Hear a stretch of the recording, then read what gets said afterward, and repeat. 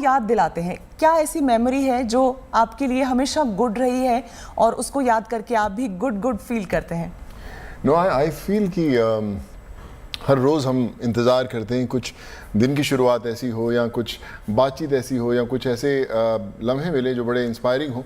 So I think वो एक मेरे लिए गुड न्यूज़ रहती है। इट्स नॉट इम्पॉर्टेंट कि आपके परिवार या आपके दोस्तों के साथ ही संबंधित, लेकिन आप कई बार छोटी सी आप ऐसी चीज़ देखते हैं और आपको लगता है कि दिन की शुरुआत अच्छी है। आज जब मैं सुबह मुंबई से आ रहा था तो बारिश हो रही थी वहाँ पर, और मेरी गाड़ी के पास छोटे छोटे बच्चे सुबह दौड़ कर आए और दे वांटेड अ पिक्चर, और मैंने उनकी पिक्चर ली अपने साथ।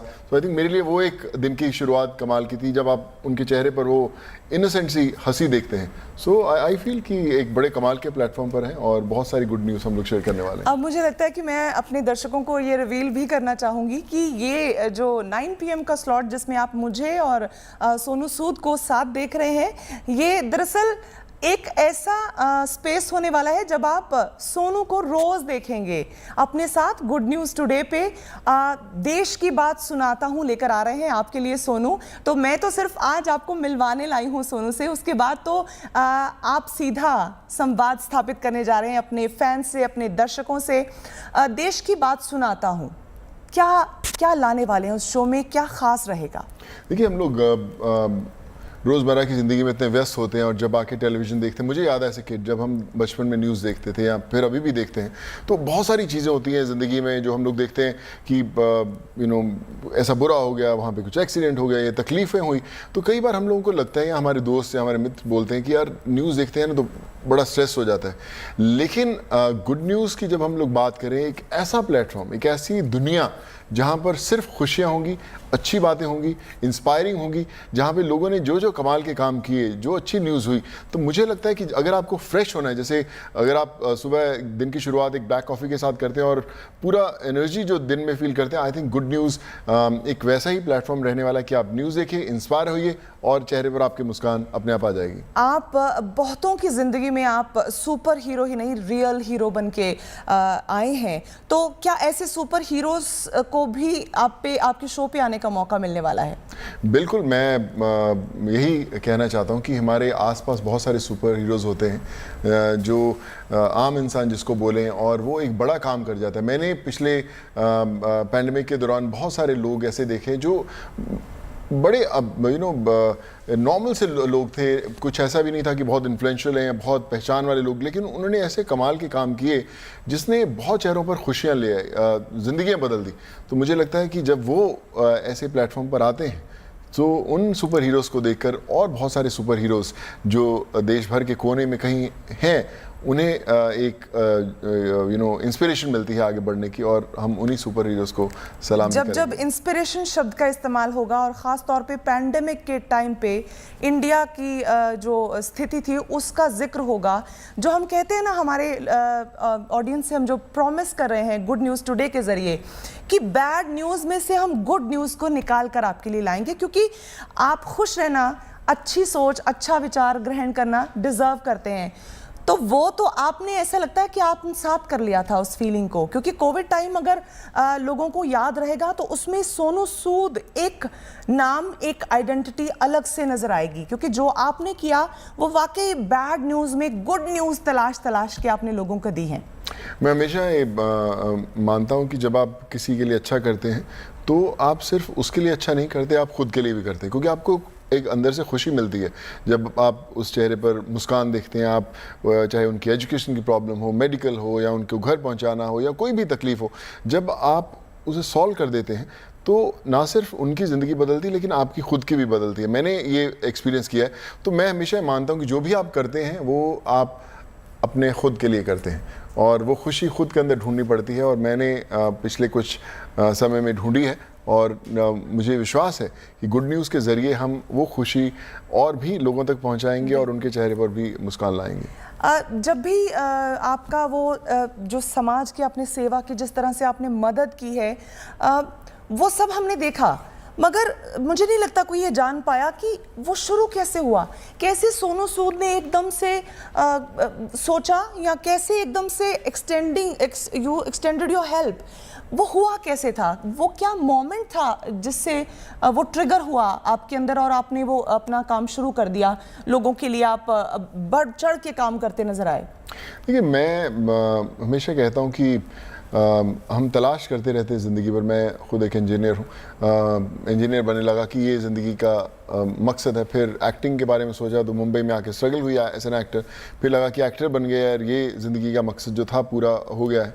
और फिर पैंडमिक में जो भी मैं कर पाया वो, तो मुझे लगता है कि जो आपकी डेस्टिनी में लिखा रहता है वो आपको भगवान खुद ब खुद आपको उस मुकाम पर लाके खड़ा करता है और वो बताता है आपको कि ये आपका काम है और आपको पूरा करना है। मैं जब खाना बांट रहा था लोगों को, तो मुझे लगता था कि शायद राशन देना या लोगों के खाना दे देना ये अभी यही कर सकते हैं। लेकिन जब आपने सड़कों पर मैंने उन लोगों को चलते देखा और मैं कुछ लोगों को भेज पाया, तो उनकी चेहरे की जो सेटिस्फैक्शन, मैंने उनके चेहरे पर खुशी देखी, तो मुझे लगा कि ये कहानी ये 200-300 लोगों की नहीं, कहानी पूरे देश की कहानी है।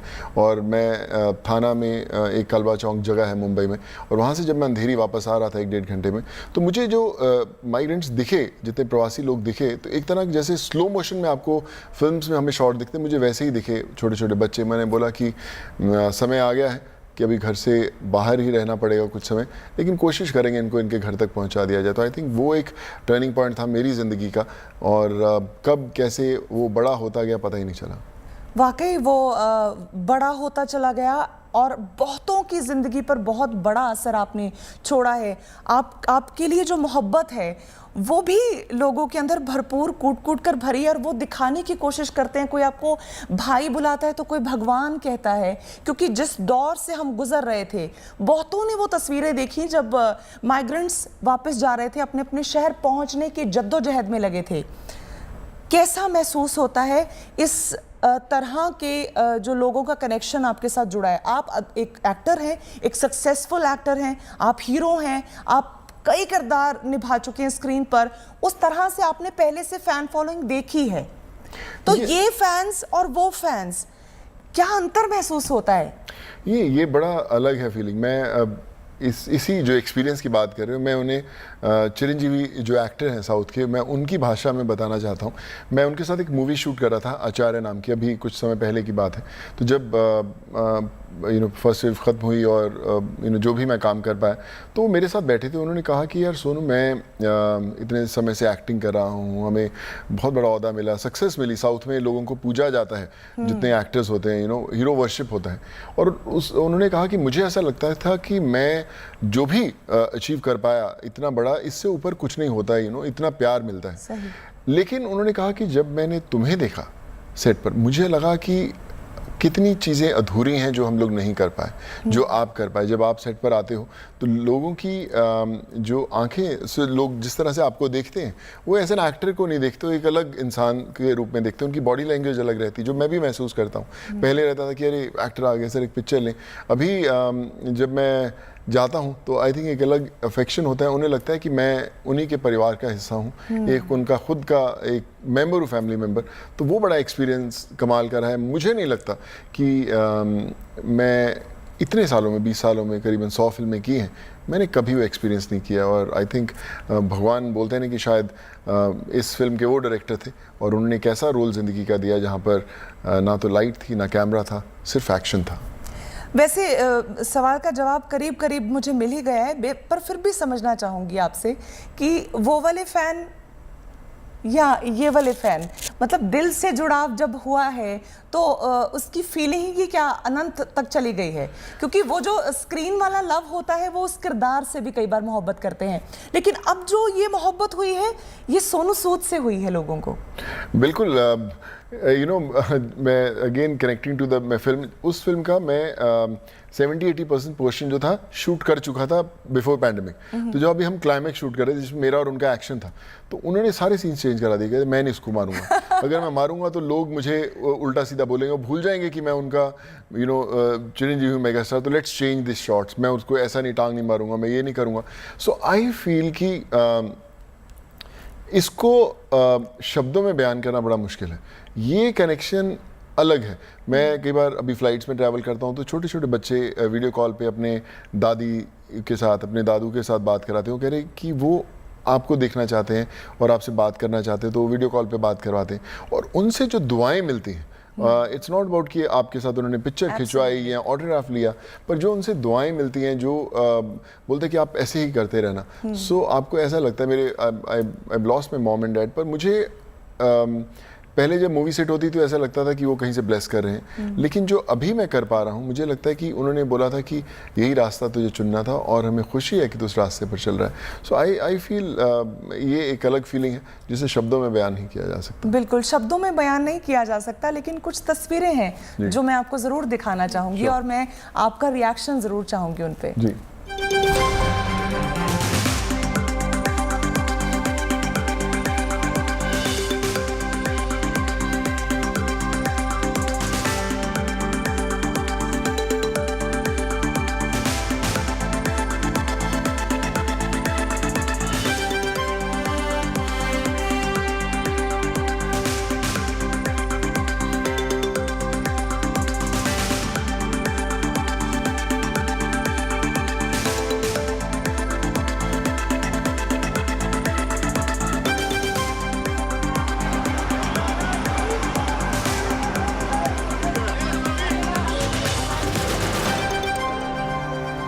आपका इस पे एक रिएक्शन चाहूँगी, क्योंकि ये लोगों की आप बीती थी जिसमें आप हिस्सा बन चुके थे।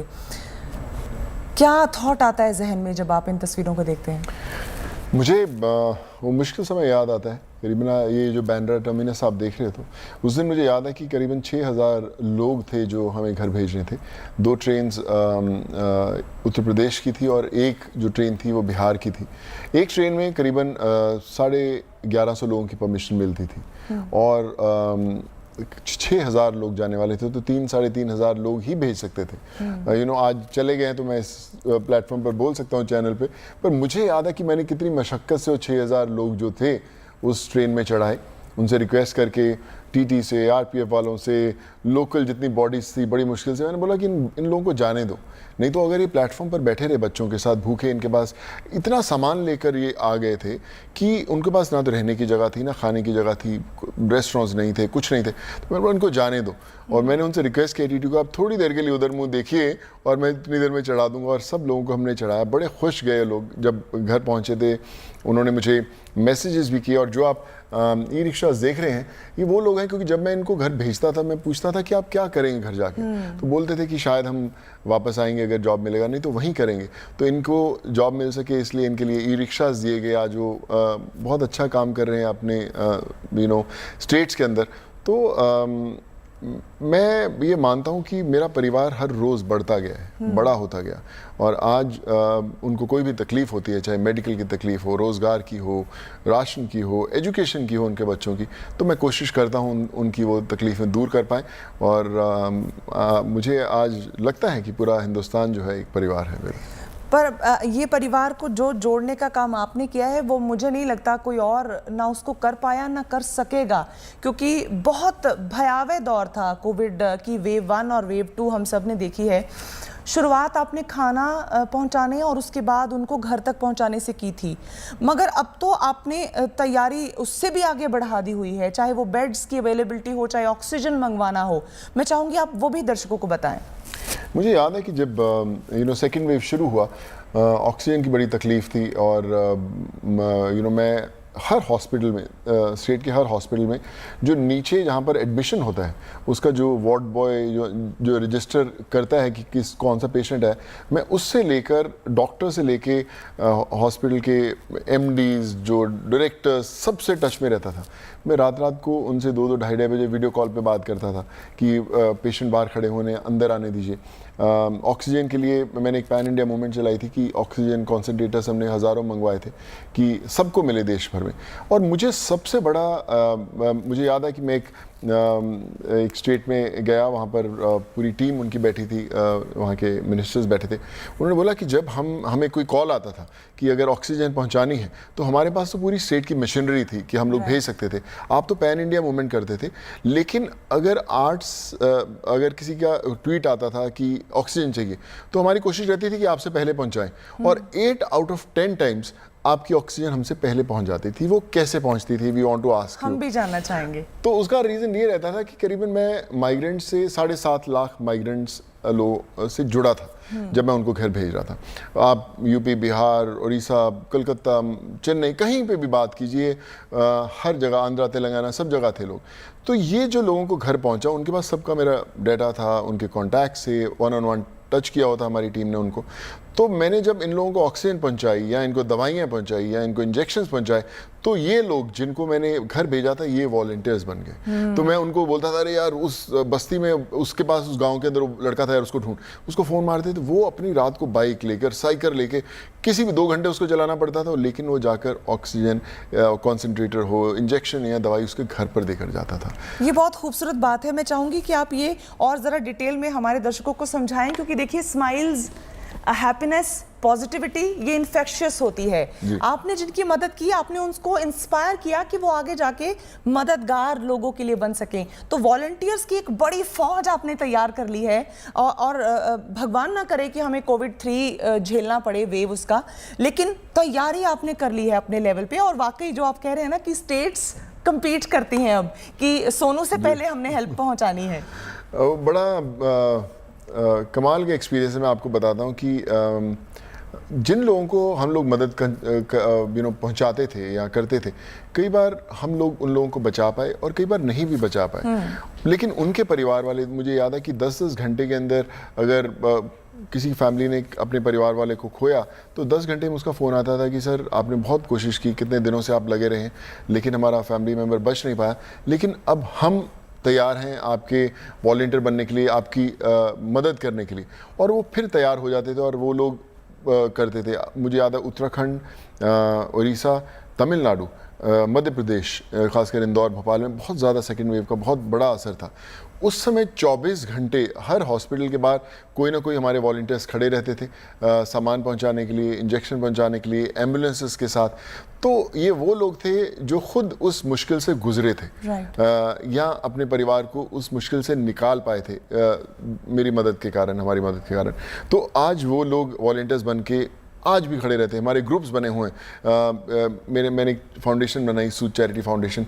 उसमें प्लाज्मा का ग्रुप था, उसमें ब्लड का ग्रुप था, उसमें इंजेक्शन का था, उसमें मेडिकल का था, उसमें एम्बुलेंस का था, ऑक्सीजन का था। आप नाम बोलिए, जैसे ही एक ट्वीट जाता था सब खड़े हो जाते, सर मैं वहाँ पे उसके पास हूँ, मैं पहुँचा के आता हूँ, और वो पहुँचाना शुरू करते थे। मुझे आपकी कॉन्वर्सेशन में एक चाइल्ड लाइक एंथुजियाज्म दिख रहा है कि आप कितना एक्साइटेड हैं कि आप ये कर पा रहे हैं और कर रहे हैं। आपने अपने फैंस की तस्वीरें बहुत देखी होंगी, आपको वो ट्वीट करते हैं, कोई भाई बुलाता है, कोई भगवान कहता है। 75th इंडिपेंडेंस डे पर एक माउंटेनियर ने माउंट किलिमंजारो पर भारत के फ्लैग के साथ आपकी तस्वीर लगाई थी। तो मतलब सोचिए कि उनके दिल में आपके लिए कितनी मोहब्बत रही होगी, कितनी रिस्पेक्ट रही होगी कि वो इस तरह का जेस्चर आप तक पहुंचाना चाहें। बिल्कुल। उमा सिंह नाम था उनका। जब मैं, याद है कि मैंने वो तस्वीरें देखी और उन्होंने ऊपर जाकर हिंदुस्तान के झंडे के साथ मेरा पकड़ा कि मैं, आपको रियल हीरो हो आप हमारे, मैं आपको यहाँ पे सैल्यूट करता हूँ। इतना हाइट पर जाकर, वहाँ पे ऑक्सीजन नहीं था, ठंड बहुत होती। तो मुझे आई गेट गूज़बम्प्स जब मैं बात करता हूँ। तो मुझे लगता है कि मैं अपने माँ बाप को और ज़्यादा मिस करता हूँ। आई विश कि वो होते और वो देखते कि ये सब हो रहा है। साइकिल से बड़े लोग आते हैं, करीबन हर हफ्ते में 2 या 3 लोग साइकिल से आते हैं।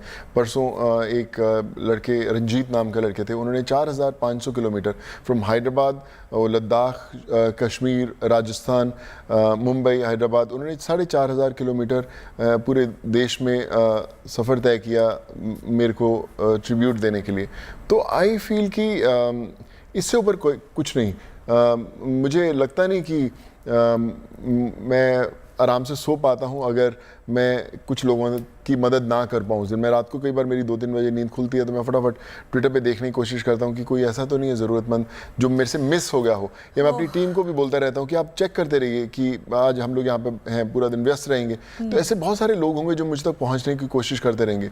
मैंने हर इंसान को उसी काम में लगा दिया। मेरा जो दूध वाला है, नीचे गुड्डू भैया हम लोग बोलते हैं, बड़ा पॉपुलर हो गया वो सारी जिंदगी दूध बांटता रहा हमारे, लेकिन आज वो सारा दिन नीचे गेट पे खड़ा रहता है क्योंकि कई 100 लोग रोज आते हैं गेट पर, उनसे फॉर्म लेता है, उनसे फॉर्म फिलअप करवाता है कि क्या तकलीफें होती हैं उनकी करता है। सो मुझे लगता है कि हम लोग जब मदद करना चाहते हैं उसके लिए क्वालिफिकेशन की जरूरत नहीं, सिर्फ जज्बा होना चाहिए, एक एक्सपीरियंस होना चाहिए किसी की मदद करने का, और मुझे लगता है कि उस एक्सपीरियंस से आप कभी ये काम नहीं छोड़ेंगे। मुझे लगता है आपने बहुत खूबसूरत कम्युनिटी डेवलप कर ली है, कैसा चेन बना लिया है कि सब जुड़ गए हैं उससे। लेकिन जो दिलचस्प बात मैंने आपकी गुफ्तगू में देखी है वो ये कि आपको कई लोगों का नाम, परिचय, वो सब याद हो गया है। तो ब्रेन है या कंप्यूटर?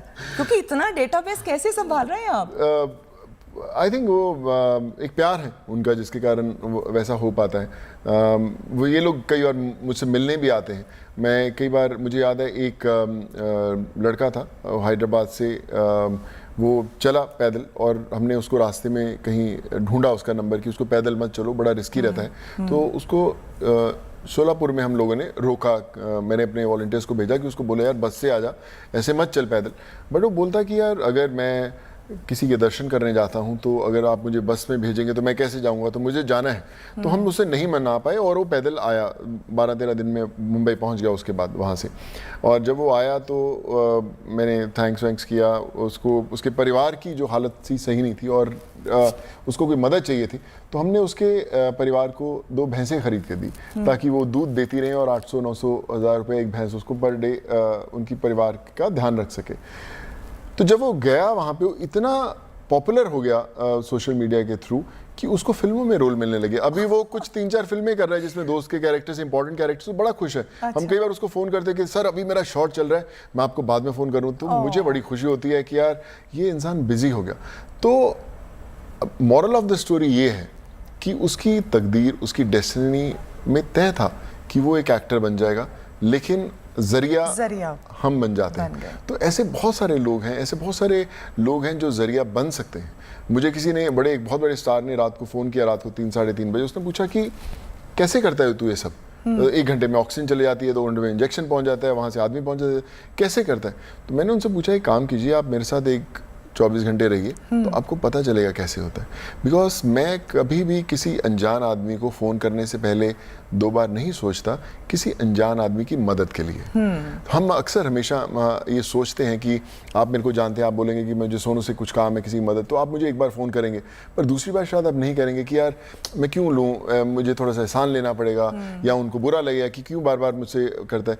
लेकिन जब आप अनजान आदमी के लिए बार बार फ़ोन करेंगे तो सामने वाला भी आपकी मदद करता रहेगा, क्योंकि आप बिना किसी रीज़न के, बिना कुछ पर्सनल गेन करने के लिए आप मदद करना चाहते हो। तो आई थिंक वो मेरा एक्सपीरियंस था कि don't think twice calling somebody you don't know for somebody you don't know. That's so wonderful and I hope and pray कि यही जो आपकी एनर्जी है और यही थॉट प्रोसेस है वो बाकियों तक पहुंचे और उनको भी यही वाली लत लग जाए कि लोगों की मदद करनी है, लोगों के लिए खड़े रहना है, जो आपने करके दिखाया है। अब क्योंकि आप गुड न्यूज़ टेलीविजन के साथ जुड़ रहे हैं, गुड न्यूज़ टुडे के साथ जुड़ेंगे, तो एक्सपेक्टेशंस और volume of people hopping things from you वो और ज्यादा बढ़ जाने वाला है।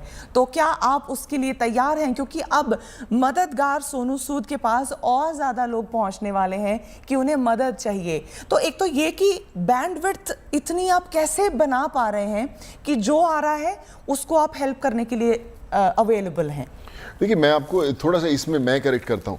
बैंडविड्थ बढ़ेगी कि लोग और आएंगे, पर बैंडविड्थ वो भी बढ़ेगी कि हमारे साथ लोग जुड़ेंगे कि चलिए मदद करें। सो आज मैं इस प्लेटफॉर्म के ज़रिए यही कहना चाहता हूँ कि ये जो लोग भी मुझे सुन रहे हैं, आप जुड़िए हमारे साथ लोगों की मदद करने के लिए, हाथ थामने के लिए।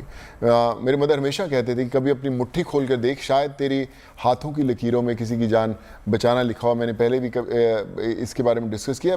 हमें हाथ खोलने, हमें वो हाथ थामने, हमें एक दूसरे को पकड़ कर उन चेहरों को ढूंढना है जो हम तक नहीं पहुंच पाते। आज आई थिंक जब मैं गुड न्यूज़ के इस प्लेटफॉर्म पर हूं तो ये उन लोगों को नहीं बुलाएगा सिर्फ जो जिनको मदद की ज़रूरत है, ये उन लोगों को भी बुलाएगा जो मदद करने के लिए हमारे साथ हाथ जोड़ेंगे। सोनू, जब आप अपनी बात कर रहे हैं उसमें अपने माता पिता का जिक्र ला रहे हैं और मैं थोड़ा फ्लैशबैक में ले जाना चाहूँगी आपको। 2013 में मैंने आपसे मुलाकात की थी, हमने एक दिन स्पेंड किया था आपके साथ एक इंटरव्यू के दौरान।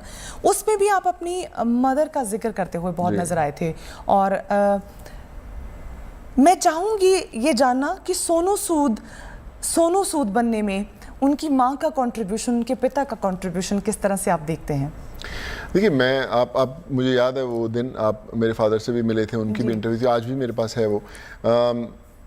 मेरे पास मेरे मदर ने, जब मैं कॉलेज में इंजीनियरिंग करने गया तो उन्होंने चिट्ठियाँ लिखी थी और आज भी वो चिट्ठियाँ सब मेरे पास एक मेमोरीज की फाइल है जिसमें सारी वो चिट्ठियाँ लिखी हुई हैं और आज भी मैं पढ़ता हूँ। आप पूछते हैं कि मैं कई बार कैसे इंस्पायर होता हूँ, तो मैं इंस्पायर होता हूँ उनकी वो लेटर्स पढ़ के। और आज उन लेटर्स के अंदर 2005 की लेटर लिखी हुई है, 2002 की लेटर लिखी हुई है, उसमें लिखा हुआ है कि सोनू, आज मैं नहीं हूँ तेरे पास, लेकिन जो तू कर रहा है ज़िंदगी में वो बहुत बड़ी चीज़ है, इसको करते रहना। ये मैं करते हुए ना देखना चाहती थी लेकिन मैं देख नहीं पाई। तो जब मैं उन लेटर्स को पढ़ता हूँ तो मुझे लगता है कि वो मेरे बाजू में कहीं बैठी हुई हैं और मुझसे बात कर रही हैं। तो शायद उन्होंने वो देख लिया था ये ऐसा होने वाला है या ऐसा मेरे थ्रू होगा या मैं ऐसा कुछ करूँगा, जो भी करूँगा। लेकिन आज वो फाइल को मेरे बेड के साइड पे रहती है, मैं उसको पढ़ता हूँ तो वापस मुझसे लोग पूछते हैं कि तू थकता नहीं, 20-22-23 घंटे तू इसी काम में लगा रहता है, रात भर तेरे फ़ोन चालू रहते हैं। तो मुझे लगता है कि वो जो फाइल मेरे मदर की लिखी हुई चिट्ठियों वाली मेरे पास रहती है या मेरे फादर की लिखी हुई बातें मेरे पास रहती है, वो मुझे एनर्जी देती रहती हैं, वो मुझे ऊर्जा देती रहती हैं कि सोने का समय नहीं है, मदद करने का समय है, जो रास्ता पकड़े रहना। सो आई फील कि हर घर के अंदर वो एक माँ होगी, एक पिता होंगे, वो कुछ ना कुछ लिखी चिट्ठी होगी, कुछ ना कुछ कही बात होगी, तो उसे हमें बस पकड़ना है और लक्ष्य की तरफ दौड़ना है।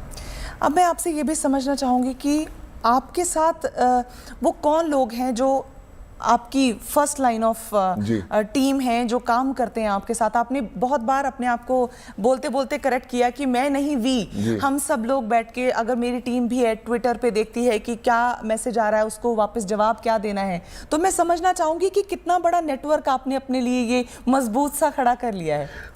हर रोज बढ़ता है नेटवर्क। बहुत सारे लोग, मैं जब ट्रेनों से लोगों को भेज रहा था उस समय बहुत सारे लोग थे। मेरी सिस्टर इन लॉ है सुनीता, वो मेरी सिस्टर मोगा में है, पंजाब में है, वो सारा दिन लगी रहती है उन लोगों के घरों में, गांव जाके राशन बांटती रहेगी, उनको पढ़ाती रहेगी, उनके एजुकेशन का काम करती रहती है। सो ये वो लोग हैं जो परिवार का हिस्सा हैं। और बहुत सारे दोस्त, बहुत सारे वॉलंटियर्स जिनको मैं आज तक मिला भी नहीं। मैंने अपने मैनेजर्स को, मैंने अपने स्टाफ को, मैंने अपने बॉय को, मैंने अपने ड्राइवर को, मैंने अपने दूध वाले को, सबको उस काम पे लगा दिया। और मेरे घर पे नेव्यू न्यूज़ेस आते हैं, वो कई बार अपने सोशल मीडिया पे बैठते हैं, मैं बोलता हूँ कि ये काम बंद कर और मैं तुम्हें एक केस दे रहा हूँ, इसको फ़ोन करो, यूपी में उस डॉक्टर को फ़ोन करो, इस पेशेंट को फ़ोन करो और जस्ट कोऑर्डिनेट करो मेरे लिए। और जब वो कोऑर्डिनेट करके उनकी जान बचाते हैं, सो दे फील वेरी हैप्पी कि सोनवासा हमने उसको बचा दिया, वो ठीक हो गया, मालूम है उसका हॉस्पिटल से आज छुट्टी मिल गई। सो जब मैं ये देखता हूँ और जब वो एक्सपीरियंस करते हैं तो बड़ा कमाल का होता है। मुझे लगता है कि हर किसी को एक्सपीरियंस करना बड़ा ज़रूरी है। हम हमेशा मैं आज इस इतने गुड न्यूज़ के इतने बड़े मंच पर हूँ, मैं ये कहना चाहता हूँ कि हम लोग हमेशा सोचते हैं, मैं भी सोचता था कि मैं एक बार बड़ा बन जाऊँगा ना तो मैं बहुत मदद करूँगा लोगों की, मेरे पास खूब सारे पैसे आ जाएंगे तो मैं बहुत मदद करूँगा और बस भगवान मुझे इस मुकाम पर पहुँचा दे कि मैं लोगों की मदद कर पाऊँ। हम लोग उस समय का इंतज़ार करते रहते हैं और समय कभी नहीं आता, या हम लोग व्यस्त हो जाते हैं जब हम और सक्सेसफुल होते हैं। तो मेरा ये कहना है कि मदद करने का समय आज है। फ़र्क नहीं पड़ता कि आपके पास पैसे हैं, आप कामयाब हैं या कम कामयाब हैं, या नौकरी है या नौकरी ढूंढ रहे हैं, लेकिन आपको सिर्फ 2 तार जोड़ने हैं वो मदद पहुंचाने के लिए। वो एक इंसान ढूंढना है कि वो मदद कर सके। आज हम गुड न्यूज़ के प्लेटफॉर्म पर हैं, आपको कभी भी कोई तकलीफ़ हो, आप गुड न्यूज़ के ज़रिए, सूद चैरिटी फाउंडेशन के ज़रिए, हमारी वेबसाइट्स हैं, आप बोलिए कि मैं इस लायक नहीं हूँ लेकिन मैं जुड़ के मदद करना चाहता हूँ। मेरे मैक्सिमम वॉलंटियर्स जितने लोग हैं वो ऐसे लोग हैं जिनके पास बिल्कुल भी फंड्स नहीं हैं, रिसोर्सेज नहीं हैं, पहुँच नहीं है, लेकिन वो कई 100 ज़िंदगियाँ बचा चुके हैं। तो आप जुड़िए हमारे साथ और फिर देखिए ज़िंदगी कैसे बदलती है, देश कैसे बदलता है। So I think that's my biggest experience. जो कल करना है वो आज करना है, और जो आज करना है वो भी करना है। इस सारे डिस्कशन में मैं फिर से एक बार पीछे चली गई, जब ये पहली वेव हिट की थी इंडिया में। कोविड-19 एक ऐसा मर्ज, एक ऐसा वायरस जिसे डॉक्टर्स भी पहली बार मिल रहे थे, जिसे जानने की कोशिश, R&D हो रही थी एज वी गो। चलते चलते सब सीख रहे थे, समझ रहे थे बचना क्या है, क्या तरीका है। उस टाइम पे परिवार ने नहीं कहा कि Sonu you are a star, don't go into that space, क्योंकि हमें तो पता ही नहीं है कि कोविड का इलाज क्या है, मर्ज क्या है, तुम अपने आप को भी खतरे में डाल रहे हो, डोंट डू दैट। कोई ऐसे, और वैसे भी आप एक, जब आप एक्टर होते हैं, आप पे लाखों करोड़ों रुपए राइड करते हैं, तो आपको वैसे ही बहुत पाबंदियां होती हैं कि ना आप नहीं करें, क्योंकि आपके ऊपर बहुतों का काम टिका है, पैसा टिका है, परिवार की चिंताएं हैं। तो वो कभी I am worried about my self वाला किसी ने नहीं कहा कि मत जा? मुझे याद है कि मेरा फैमिली बड़ी सपोर्ट करती थी, पर मैं थोड़ा सा दूर रहता था क्योंकि कोविड का समय था, किसी को पता नहीं था, और उसमें बहुत डर था, बहुत एक बड़ा डर फैला हुआ था सबके बीच में कि बाहर नहीं निकलना, रोड पे कोई रहता भी नहीं था। तो मैं जब घर आता था तो मैं हर रोज़ वादा करता था कि मैं दोबारा नहीं जाऊंगा, सिर्फ आज मैं चढ़ा के आता हूँ बस से, कल नहीं जाऊंगा। लेकिन कल और मल्टीप्लाई हो जाते लोग, तो फिर मैं अगले दिन जाता था, फिर और मल्टीप्लाई हो जाते थे। रेलवेज, मुझे याद है कि फ़र्स्ट फ्लाइट जो शुरू हुई थी मैंने शुरू करवाई थी, जहाँ पर हम लोगों ने असम भेजे थे लोग, उत्तराखंड भेजे थे, और सबसे पहली जो फ़्लाइट थी वो कोचिन से उड़ीसा उड़ी थी, और 180 लड़कियाँ थी जो एक स्टिचिंग फैक्ट्री में काम करती थी, और उनको वहाँ से रात को 3 साढ़े 3 बजे कोचिन से बसेस से मैंने निकाला। एर्नाकुलम एक जगह है, वहाँ से कोचिन ले आए, फिर कोचिन में 2-3 घंटे के लिए एयरपोर्ट खुलवाया, फिर वो भुवनेश्वर में लैंड की, और केंद्रपाड़ा एक जगह है उड़ीसा में गांव, उस गांव की 180 लड़कियां थी। और तब मुझे सीएम सर ने फ़ोन करके बोला कि आपने हमारे स्टेट की 180 बच्चियों की जान बचाई है, we'll always be very happy to host you. तो मुझे लगा कि मुझे तो फ्लाइट्स पता नहीं था परमिशंस कैसे लेते हैं, मुझे तो पता नहीं था कि बसेस की परमिशंस कैसे लेते हैं, ट्रेनों की कैसे परमिशंस लेते हैं, लेकिन मैंने चुना और किया। तो मेरे परिवार ने भी देखा कि बहुत बड़ी जिम्मेदारी है जो उसने कंधों पर ले ली है, तो वो भी मेरे को कभी मना नहीं करते। होती है कभी कि बहुत एक्सपेक्टेशंस है लोगों की, पता नहीं मैं कर पाऊंगा कि नहीं, पता नहीं कितने लोगों को हेल्प कर पाऊंगा, कभी घबराहट होती है? घबराहट नहीं होती, लेकिन एक जिम्मेदारी का असर होता है। मैं आपको एक छोटा सा आपकी बात पे एक किस्सा बताता हूँ कि जब मैं लोगों को घर भेज रहा था तो मुझे एक मैसेजेस आने शुरू हुए फ़ौरन से, किर्गिस्तान से, कि आप हमारे कुछ स्टूडेंट्स वहाँ मेडिकल स्टूडेंट्स फंसे हुए हैं, वहाँ से आप मंगवाइए किर्गिस्तान से। तो मैंने बोला कि किर्गिस्तान से कैसे मंगवाएं, मैं तो कभी गया नहीं, ना जानता हूँ किसी को। तो मैंने वो ट्वीट्स पे ध्यान नहीं दिया, लेकिन अचानक बहुत आने शुरू किए।